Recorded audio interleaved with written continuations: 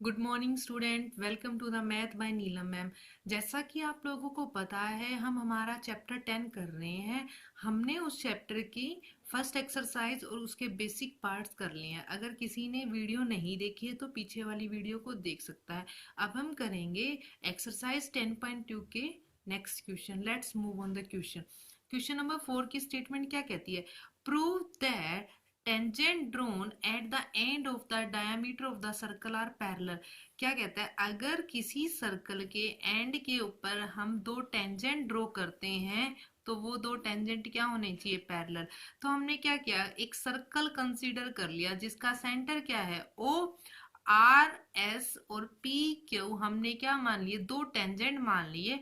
अब हमें क्या प्रूव करना है? हमें ये प्रूव करना है जो मेरा पी क्यू है वो पैरेलल है आर एस के। ठीक है। जैसे अब ये देखो, ये मेरे क्या है? टेंजेंट। तो मेरा जो बी पॉइंट है और जो मेरा ए पॉइंट है ये क्या है? Point of contact. क्योंकि हम पॉइंट ऑफ कांटेक्ट से ही टेंजेंट ड्रॉ करते हैं। ओ मेरा क्या है? सेंटर। अगर मैं ओ को बी से और ओ को ए से ज्वाइन करती हूँ तो एक बात बताओ, पॉइंट ऑफ कांटेक्ट से सेंटर को ज्वाइन करने पर जो डिस्टेंस बनता है उसे तो हम रेडियस बोलते हैं। और जो एंगल बनेगा, एंगल कौन सा बनेगा जो मैं कहना चाह रही हूँ आपको? P A B. देखो, पी ए बी ये वाला एंगल 90 डिग्री का। इसी तरह मेरा कौन सा हैगा? ए बी एस ये वाला एंगल। चाहे आप ये ले लो आर बी ए, और कौन सा लोगे? अगर ये वाला एंगल है तो इसके अपोजिट ये बी ए क्यू ये वाले। क्योंकि ये वाला लो चाहे ये वाला लो, सारे एंगल क्या होंगे? 90 डिग्री के। ये वाला एंगल इसके बराबर है, ये वाला एंगल इसके बराबर है। तो एक बात बताओ, इंटीरियर अल्टरनेट इंटीरियर एंगल की क्या प्रॉपर्टी होती थी? कोई तो पैरेलल लाइन को अगर एक लाइन कट कर रही है और उसके अल्टरनेट एंगल इक्वल है तो वो दोनों लाइन क्या होती हैं? पैरेलल होती हैं। इसी प्रॉपर्टी से इसका मतलब क्या हो गया? मेरा आर एस किसके पैरेलल हो गया? पी क्यू के। अगर किसी को समझ में नहीं आया हो तो वीडियो को बैक ऑन करके देख लो। Now we move on the question number 5. Prove that perpendicular at the point of contact to the tangent of the circle passes through the center. आपको क्या बोला गया है? जो हम सेंटर से पॉइंट ऑफ कांटेक्ट को ज्वाइन करते हैं ना, वही एंगल 90 डिग्री का बनेगा, उसके अलावा कोई 90 डिग्री का नहीं बनेगा। यही बात स्टेटमेंट बोल रही है। तो अब ये देखो मैंने क्या लिया। तो देखो, जब भी ये आपका बोला जाता है ना point of contact tangent circle, तो ये लाइन तो आपको लिखनी पड़ेगी। हमने कोई सर्कल कंसीडर किया जिसका सेंटर क्या है? ओ। फिर हमने क्या ले लिया? ए बी एक टेंजेंट ले लिया। तो अब एक बात, जब हम टेंजेंट लेते हैं किसी सर्कल के ऊपर तो हमारा पॉइंट ऑफ कांटेक्ट होता है। तो हमने क्या ले लिया? पी, कोई भी पॉइंट ऑफ कांटेक्ट ले लिया। अब ओ तो मेरा सेंटर है। अगर हमने अब इसमें कॉन्ट्राडिक्शन से करेंगे, हमने क्या मान लिया? लेट अस सपोज दैट हमने क्या बोला? पी क्यू है वो मेरा परपेंडिकुलर है ए बी के ऊपर। हमने इसको परपेंडिकुलर कर लिया जो सेंटर से पास नहीं हो रहा। अब एक बात बताओ, आपको ये हमेशा पता है जब भी आप सेंटर से पॉइंट ऑफ कांटेक्ट को ज्वाइन करते हो तो आपका एंगल कितने डिग्री का बनता है? 90 डिग्री का। इसका मतलब ओ पी बी ये 90 डिग्री का। और अजप्शन से हमने क्या माना? क्यू पी बी ये भी 90 डिग्री का है। अब एक बात बताओ, ये वाला एंगल भी 90 डिग्री का, ये वाला एंगल भी 90 डिग्री का। अगर दोनों एंगल 90 डिग्री के हैं तो दोनों आपस में होंगे। ये तो तभी पॉसिबल है ना जब मेरा क्यू पॉइंट ओ पॉइंट पे हो। देखो, दिस इज ओनली पॉसिबल जब क्या हो? दोनों पॉइंट इक्वल पे हो। तो हमारी इस पोजीशन क्या होगी? हमने जो दूसरा पॉइंट क्यों माना था, जिससे हमने अगर पॉइंट ऑफ कांटेक्ट को ज्वाइन किया था 90 डिग्री का बन रहा था, तो इसका मतलब वो पॉइंट मेरा क्या है? गलत है। हम उसको सपोज नहीं कर सकते। तो यहाँ पे एक सिंगल पॉइंट ही एग्जिस्ट करता है जो मेरा क्या होता है? Centre O. Is that clear? Now we move on the question number 6। क्या बोला गया?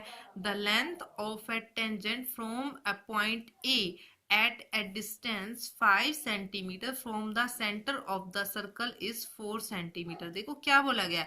टेंजेंट की लेंथ देखो क्या? The length of the tangent from point A at a distance 5 centimetre from the. देखो, इस तरह से मेरा कोई टेंजेंट होएगा।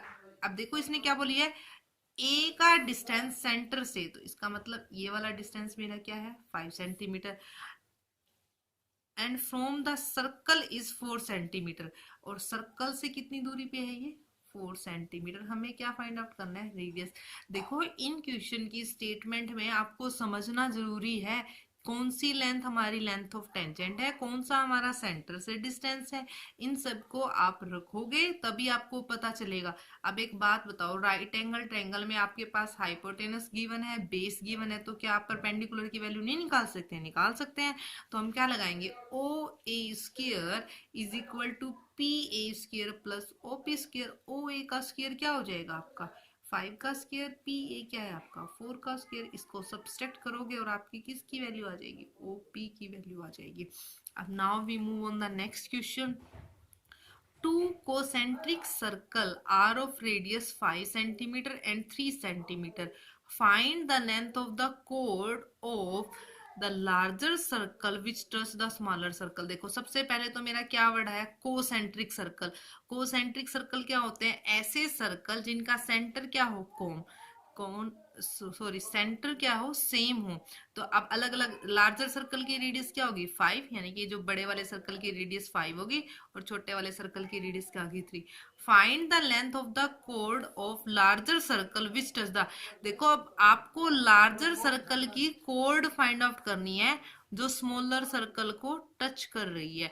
तो अब एक बात बताओ, जो ये लार्जर सर्कल की कोड है स्मॉलर सर्कल के लिए क्या टेंजेंट का काम नहीं करेगी? बिल्कुल करेगी। और जिस पॉइंट पे टच करेगी उस पॉइंट को हम क्या बोलेंगे? Point of contact. इसका मतलब आपके पास 3 ये वाला परपेंडिकुलर गिवन है, 5 आपके पास हाइपोटेनस गिवन है। आप क्या करोगे? इस AP की वैल्यू निकालोगे। जैसे ही आपकी AP की वैल्यू आती है आप उसको 2 से मल्टीप्लाई कर दोगे तो आपकी किसकी वैल्यू आ जाएगी?